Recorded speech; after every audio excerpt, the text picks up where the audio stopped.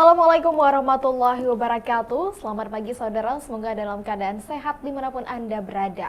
Senang sekali Sapa Aja dapat kembali hadir di hadapan Anda bersama saya Rizka Devi. Kali ini kita membahas terkait dengan dinamika sosial di balik program Makan Bergizi Gratis atau MBG. Nah saudara, program Makan Bergizi Gratis ini hadir sebagai kebijakan strategis untuk meningkatkan kualitas gizi dan juga sumber daya manusia di Indonesia. Namun, program ini juga menghadapi tantangan besar terkait tata kelola, pengawasan, potensi korupsi, ketimbangan distribusi, hingga dampaknya terhadap kepercayaan publik. Bagaimana kemudian perspektif sosiologi melihat MBG sebagai kebijakan publik? Apakah mampu memperkuat kesejahteraan sosial atau justru membuka ruang persoalan baru? Untuk membahas hal ini secara lebih komprehensif, sudah hadir bersama kita akademisi Universitas Syahkuala, Bapak Khairul Yadi MHSC. Bapak, Assalamualaikum, selamat pagi Bapak. Waalaikumsalam. Baik, Bapak terima kasih banyak sudah hadir bersama kita. Pak, ini kalau bicara terkait dengan program Makan Bergizi Gratis, ini sebuah program yang memang cukup besar sekali, dan kalau kita lihat dari perspektif Anda sebagai seorang sosiologi begitu, akademisi begitu, kalau dari sosiologi itu seperti apa Pak? Apakah MBG ini menjadi sebuah instrumen negara dalam kemudian membangun legitimasi politik atau sekaligus untuk meningkatkan kesejahteraan masyarakat atau seperti apa? Saya kira hubungan negara dengan warga negara itu kan semacam kontrak yang sama sekali tidak bisa dipisahkan. Jadi kewajiban negara salah satunya ya menyejahterakan warganya, menyejahterakan rakyat. Jadi dalam konteks ini maka MBG itu adalah sebuah keputusan politis, sebuah keputusan yang memiliki legitimasi secara politis dalam konteks hubungan negara dengan warganya itu tadi. Bolehlah misalnya kita katakan sebagai sebuah kontrak kewajiban negara untuk menghadirkan kesejahteraan antara kesejahteraan warganya. Negara kan harus hadir untuk rakyatnya. Kalau dulu kan misalnya kehadiran negara itu selalu dilihat dalam konteks misalnya pajak, retribusi. Jadi selalu rakyat yang diminta untuk memberikan sebagian dari pendapatannya untuk negara. Sekarang kan ini dari MBG ini kan kemudian sekarang terbalik, negara yang secara langsung hadir ke ruang-ruang domestik, ya bisa saya katakan ruang domestik, dalam ruang keluarga menggantikan peran dari orang tua. Jadi dalam ruang domestik itu orang tua itu semacam yang bertanggung jawab menyediakan makanan untuk anaknya. Sekarang negara hadir ke ruang domestik melalui piring-piring nasi anak-anaknya di sekolah. Nah, itu secara langsung negara hadir maka dalam konteks ini tentu secara politik sebagai proses decision making dan proses kebijakan-kebijakan dihadirkan, tentu ide ini menarik dalam konteks yang saya bicarakan tadi, bahwa negara hadir mencoba mengisi sesuatu yang mungkin selama ini tidak terisi. Misalnya negara dalam konteks makro dia mengatakan ada angka stunting yang sangat tinggi, ada persoalan tumbuh kembang anak-anak yang tidak baik.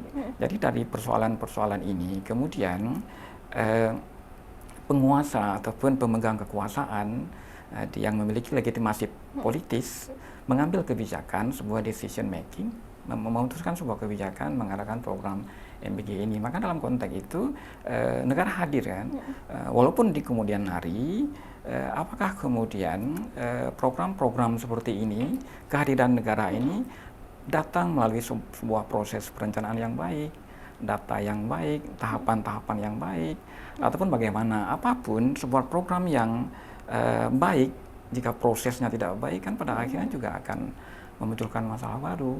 Jadi ada kekhawatiran kita dengan konteks politik masyarakat kita yang juga kadang-kadang terjebak dalam orientasi jangka pendek, sesuatu hasil yang bisa dilihat langsung. Ini kan kemudian menjadi semacam, apakah ini kemudian ada ruang yang belum selesai di rakyat kita yang dimanfaatkan secara politis untuk menjadi komoditas politik juga. Ini kan yang kemudian dipertanyakan oleh rakyat, oleh gerakan-gerakan sipil. Apakah inisiatif dari MPG ini murni semangat yang dibawanya itu adalah semangat mensejahterakan itu tadi, ataupun ada komodifikasi politik, ada komunitas politik, karena masyarakat kita pun selalu dia berorientasi pada sesuatu yang langsung bisa kasat mata, bisa dilihat ya kan, dibanding sebuah program yang bersifat jangka panjang tapi jelas misalnya. Jadi MPG ini saya rasa bisa dilihat dari dua perspektif ini yang mungkin agak sedikit bertolak belakang. Pertama, kehadiran negara itu tadi yang saya sampaikan, menggantikan posisi orang tua ya kan.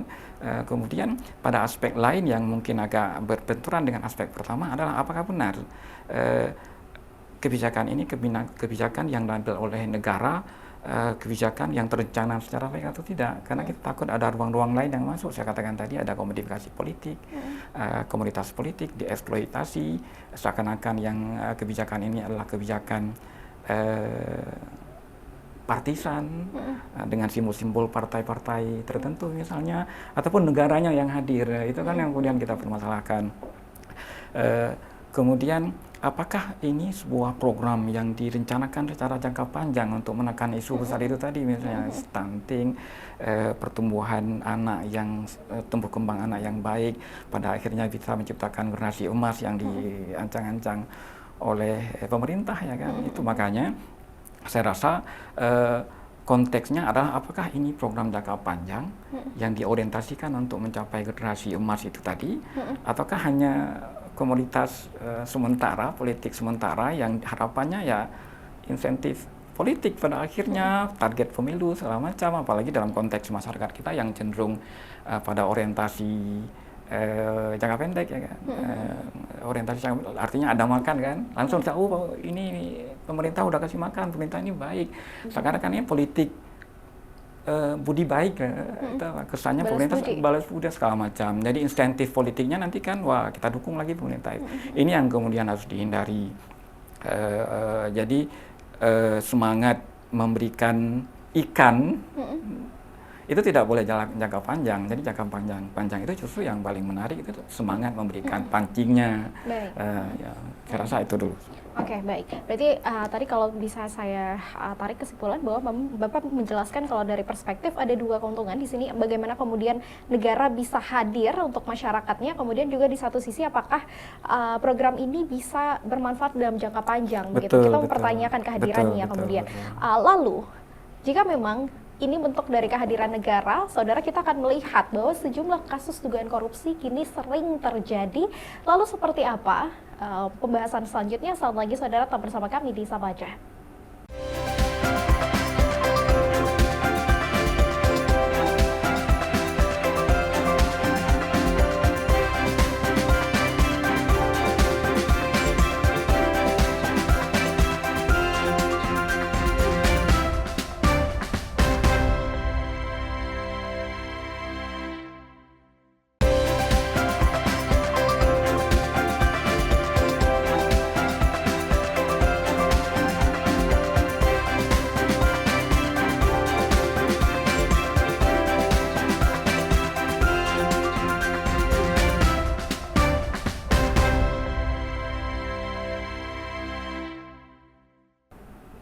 Ya, saudara, terima kasih Anda masih bersama kami di Sapaja. Kita masih membahas terkait dengan dinamika sosial di balik program makan bergizi gratis.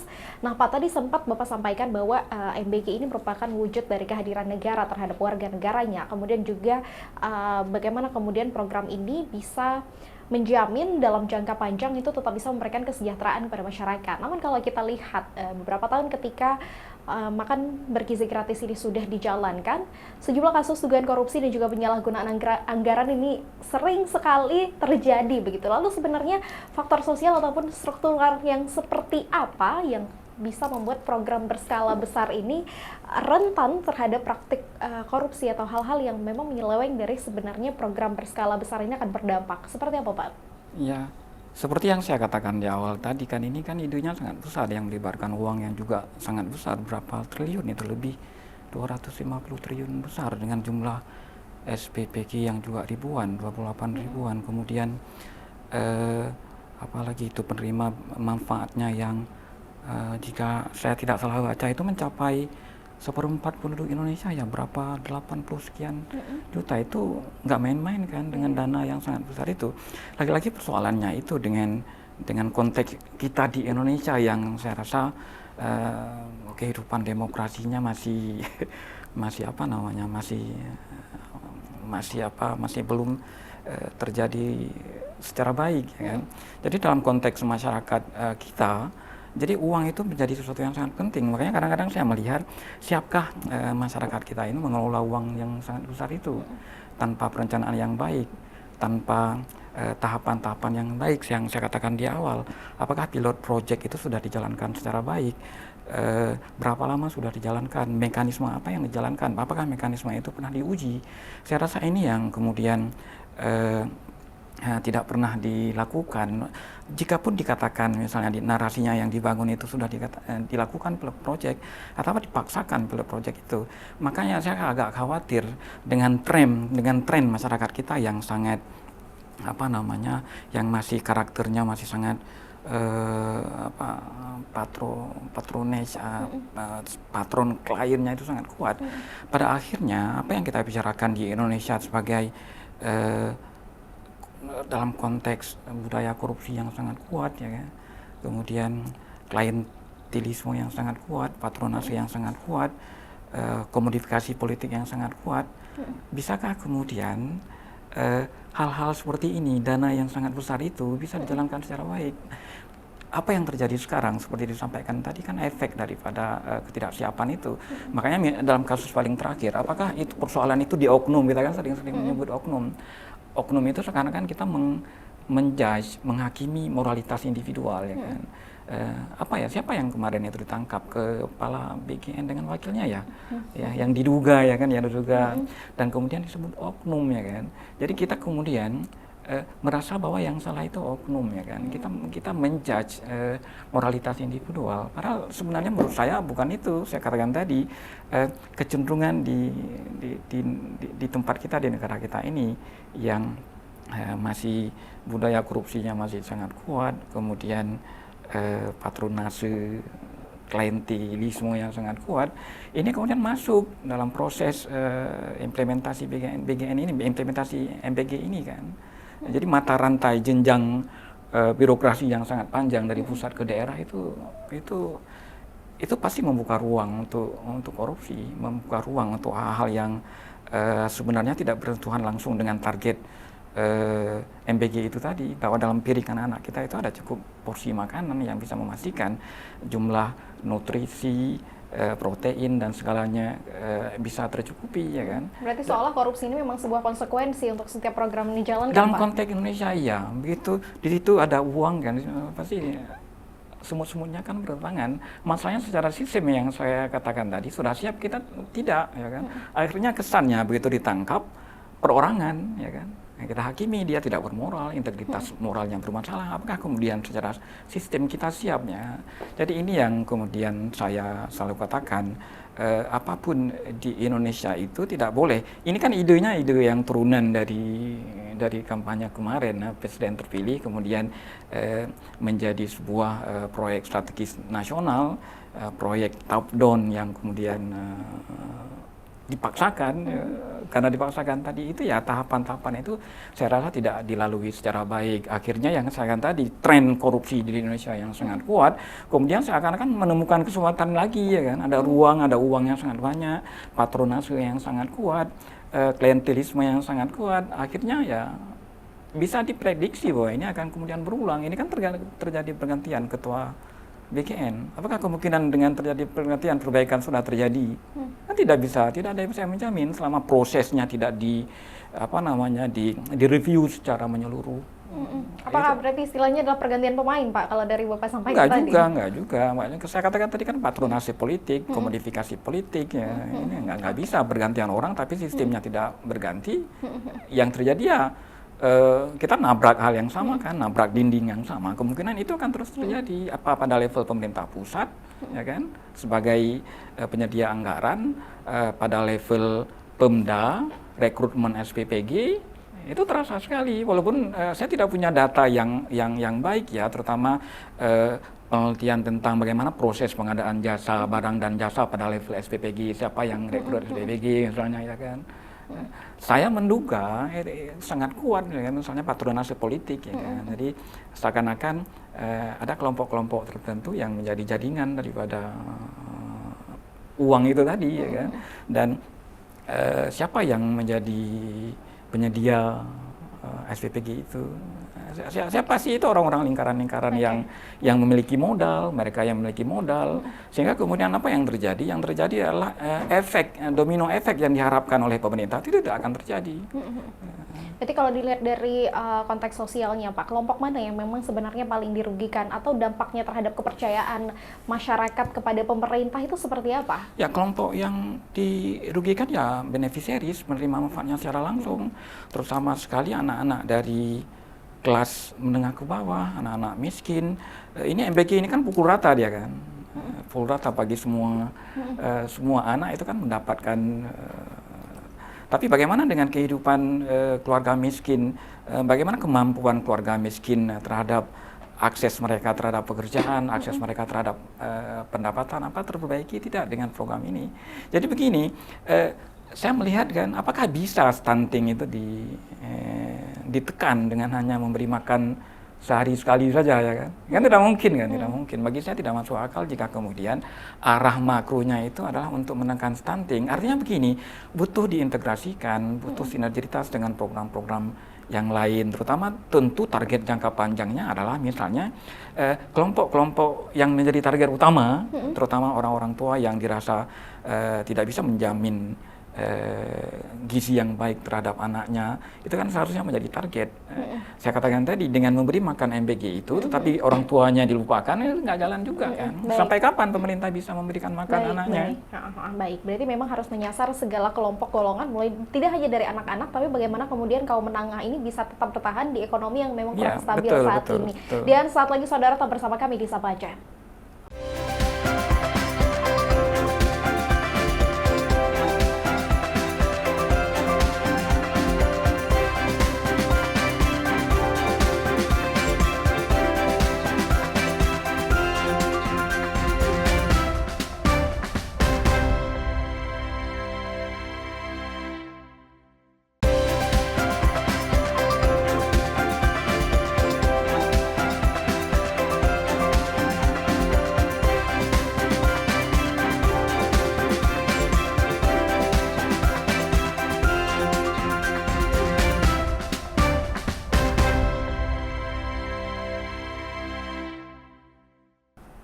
Ya, saudara, terima kasih Anda masih bersama kami di Sapa Aceh. Kita masih membahas terkait dengan dinamika sosial di balik program makan bergizi gratis.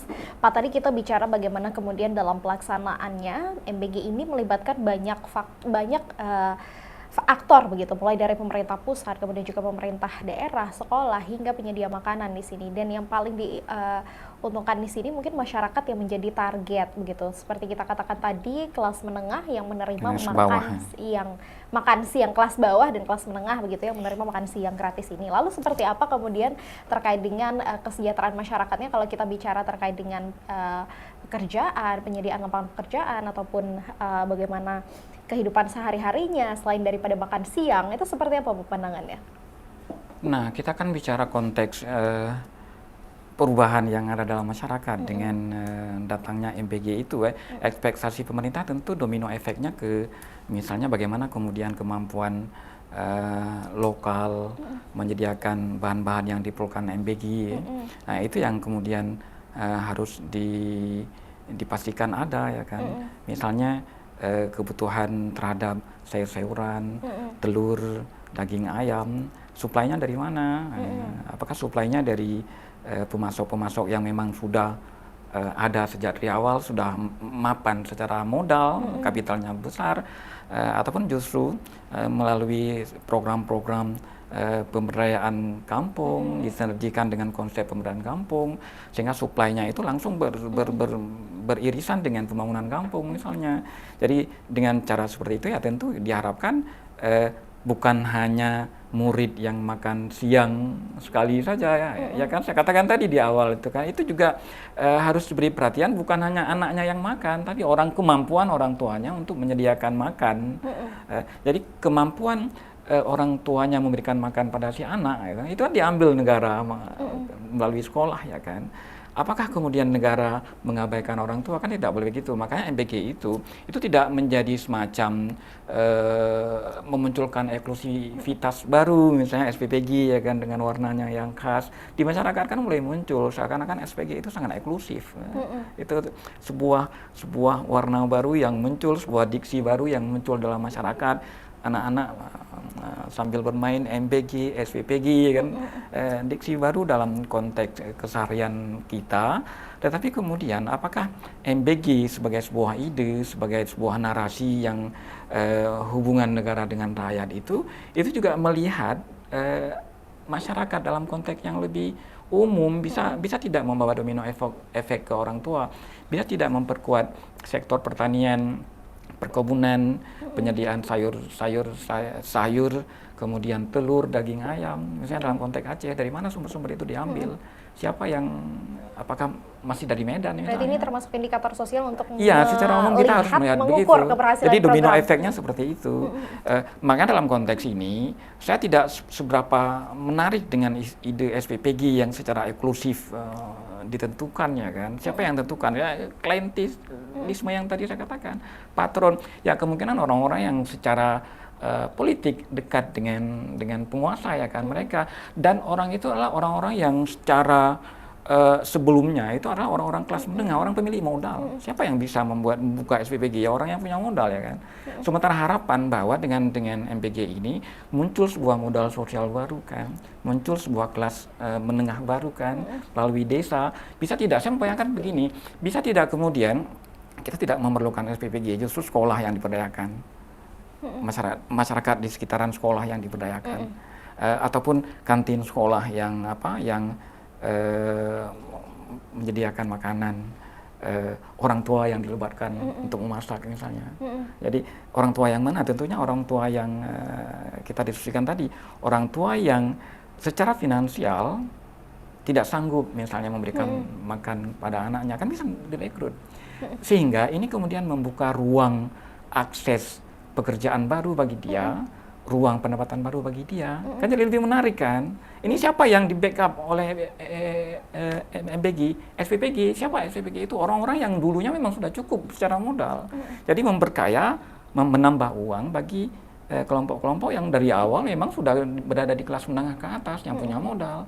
Jadi yang bisa mengakses pembiayaan MBG dalam mata rantainya yang sangat panjang dari pusat ke daerah, salah satunya kan SPPG. Siapa mereka? Makanya kita perlu melihat kembali, perlu penelitian siapa mereka, bagaimana proses rekrutmen SPPG ini, kenapa kemudian yang ada di kampung di sekitaran sekolah itu dimanfaatkan misalnya. Contohnya begini, lahan-lahan di sekitaran mana Aceh, di Aceh Besar itu kan banyak. Aceh Besar itu kan terkenal juga dengan sayurnya. Di daerah saya Darussalam, Kecamatan Darussalam, itu kan kenapa tidak dibuat kontrak saja dengan petani-petani, pekebun penanam sayur di situ ya kan. Mereka secara tetap bisa menyuplai. Jadi yang saya katakan tadi, efek dominonya itu kan langsung ke masyarakat. Kalau kita di SPPG itu kan orientasinya sangat bisnis kan. Kalau bisnis itu orientasinya ya pasti menekan anggaran ya kan. Menekan anggaran, siapa yang bisa. Nah akhirnya uang, tetesan uang dari program MBG ini ya turunnya ke pemilik modal yang dari dulu memang sudah mapan. Kapan kelas menengah baru lahir dari MBG ini? Makanya saya khawatir, saya katakan tadi, memang proses perencanaannya yang sejak dari awal tidak direncanakan, dilakukan secara baik. Akhirnya ya pokoknya presiden mengatakan ini harus jalan, maka dipikirlah secara cepat, secara instan harus jalan. Maka terjadilah yang kita lihat sekarang. Lalu Pak, kalau misalnya kita lihat bagaimana kemudian kita bisa melibatkan masyarakat, kemudian sekolah ataupun organisasi sipil untuk bisa melakukan mekanisme pengawasan terhadap MBG ini agar berjalan dengan transparan dan akuntabel. Itu seperti apa Pak mekanisme yang bisa dilakukan oleh kita begitu? Ya semua harus dilibatkan. Kan sekarang mudah kan. Sekarang cukup mudah. Semua punya HP misalnya. Masyarakat di sekitar, tokoh-tokoh masyarakat, sekolah, bahkan murid itu disampaikan, bisa bisa mendokumentasi apa saja isinya, kemudian masyarakat sekitar juga bisa diajak untuk mendokumentasikan apa hasilnya, sekolah diberikan semacam kewenangan yang lebih kuat jika memang makanannya tidak layak, itu kan bisa ditolak. Sekarang sekolah itu kan tidak punya peran sekuat itu kan, pokoknya makanan diantar, dia tidak pernah ngecek dikasih ke anak, ya kan. Kemudian jika terjadi apa-apa, keracunan, masalah-masalah yang lain, siapa yang harus disalahkan, ya kan. Makanya kontrol itu harus melibatkan semua pihak. Terutama sekali saya melihat peran dari organisasi sipil itu sangat penting, terutama sekali dalam proses penganggaran. Apakah anggaran per porsi makanan itu sudah sampai seperti yang sudah dijanjikan oleh pemerintah, seperti yang sudah diproyeksikan pemerintah. Ya tentu teman-teman di lembaga sipil itu perlu turun tangan, ya kan, mengaudit, kemudian juga mengaudit anggaran yang saya katakan tadi. Apakah orang tua mengerti tentang apa yang dimakan anaknya, kemudian porsi makanan apa saja, porsi nutrisi apa saja yang ada dalam makanannya, dan kemudian berapa anggaran yang diterima. Saya rasa semua pihak harus ngerti tentang ini. Jangan-jangan porsi yang paling kecil justru di ujungnya, ya. Jadi mata rantai yang panjang tadi dengan dana yang sangat besar, begitu turun ke anak-anak kita di sekolah, jadi sangat ada segelintir kepentingan, ya. Akhirnya dana besar itu justru di perjalanan operasionalnya, dari pusat ke daerah itu di SPPG-nya siapa yang rekrut, berapa uang. Nah, karenanya perlu kontrol, terutama sekali dari pihak masyarakat sekitar, dari orang tua murid, dari sekolah itu sendiri, dan terutama juga dari LSM sebagai pembelajaran penguatan sipil, ya, dan kemudian penguatan demokrasi di negara kita. Maka saya katakan pengawasan ini saya rasa tidak cukup apa yang dilakukan sekarang, pengawasan yang bersifat formal yang dilakukan oleh negara sendiri misalnya. Tidak cukup dengan itu. Baik. Memang berarti harus dilibatkan masyarakat juga. Bapak, terima kasih banyak atas perbincangan kita di Sapa Aceh kali ini. Dan saudara, demikian perbincangan kita di Sapa Aceh terkait dengan dinamika sosial di balik program Makan Bergizi Gratis bersama dengan akademisi Universitas Siwakuala, Bapak Khairul Yadi MHSC. Dan juga saudara, jangan lupa saksikan Sapa Aceh setiap hari Senin, Rabu, dan Jumat di Kompas TV Aceh. Saya Rizka Devi, pamit undur diri. Assalamualaikum warahmatullahi wabarakatuh.